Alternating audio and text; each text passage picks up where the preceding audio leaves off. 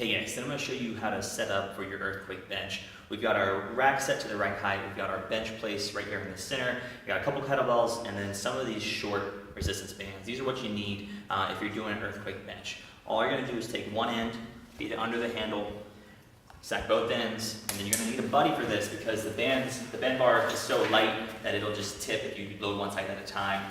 And then load them to the same rung, and you're good to go. You can vary the difficulty of this bench press by using heavier weights, lighter weights. You can use different sized bands. You can use multiple bands with multiple kettlebells on each side.